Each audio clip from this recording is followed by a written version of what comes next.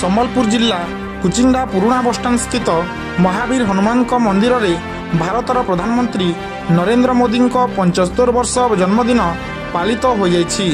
ଭାରତୀୟ ଜନତା ପାର୍ଟି କୁଚିଣ୍ଡା ନଗରମଣ୍ଡଳ ସଭାପତି ପ୍ରାଣବନ୍ଧୁ ନାଥଙ୍କ ନେତୃତ୍ୱରେ ହୋଇଥିବା କାର୍ଯ୍ୟକ୍ରମରେ ପ୍ରଭୁ ଶ୍ରୀ ହନୁମାନଙ୍କଠାରେ ଭାଜପା ନଗରମଣ୍ଡଳର ସମସ୍ତ କର୍ମକର୍ତ୍ତାମାନେ ପ୍ରଦୀପ ପ୍ରଜ୍ୱଳନ କରିବା ସହିତ ପ୍ରାର୍ଥନା କରି ପ୍ରଧାନମନ୍ତ୍ରୀ ନରେନ୍ଦ୍ର ମୋଦିଙ୍କ ଚଲାପଥରେ ପୁଷ୍ପବୃଷ୍ଟି ହେବା ସହିତ ତାଙ୍କ ଦୀର୍ଘ ଜୀବନ କାମନା କରିଥିଲେ ଏବଂ ଏହାପରେ କୁଚିଣ୍ଡା ସହରବାସୀଙ୍କୁ ମିଷ୍ଟାନ୍ନ ବଣ୍ଟନ କରିଥିଲେ।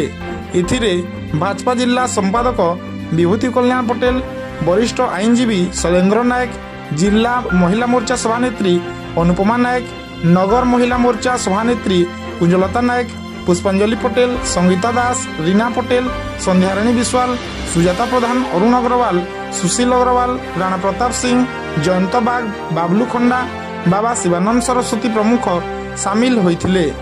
କୁଚିଣ୍ଡାରୁ କୁଚିଣ୍ଡା ଟିଭି ରିପୋର୍ଟ।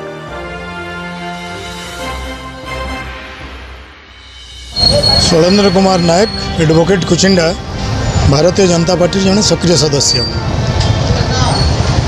यशस्वी प्रधानमंत्री नरेंद्र मोदी जी आज जन्मदिन यही उपलक्षे सारा भारत रे सेवा सप्ताह व सेवा पक्ष पालन करा जाउछि।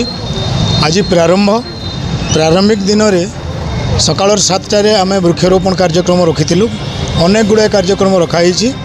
आज ये हूँ द्वितीय पर्व थिला ये कौनसी ना कौनसी मंदिर रे माने पूजा अर्चना भजन कीर्तन इत्यादि तो से कार्य से पर्व वर्तमान आम समापन कलु आउ ये कार्यक्रम आउ को आहरी चलो। मो ना प्राणबंधु नाथ, कुचिंडा नगर मंडल सभापति। जेहेतु आज विश्वकर्मा पूजा यशस्वी प्रधानमंत्री नरेंद्र मोदी जन्मदिन आज होता। प्रभु विश्वकर्मा जमी सारा विश्व को गोटे नूतन आकार गढ़ार सब प्रकार चेष्टा करते सेपरी यशस्वी प्रधानमंत्री भी सारा भारत वर्ष को गोटे नूतन भारत हिसाब कर अद्यम प्राण सब चेष्टा करुँच। आज सबुआड़े आम यशस्वी प्रधानमंत्री नरेंद्र मोदी जन्मदिन अति उल्लास सहित पालन कर अवसर में आज मौका आज आमको भी मिली से आज भी आम कुचिंडा नगर मंडल अति उल्लास सहित जन्मदिन को पालन करूँ। मो ना अनुपमा नायक, मु संबलपुर जिला महिला मोर्चार भाइस प्रेसिडेंट अटे।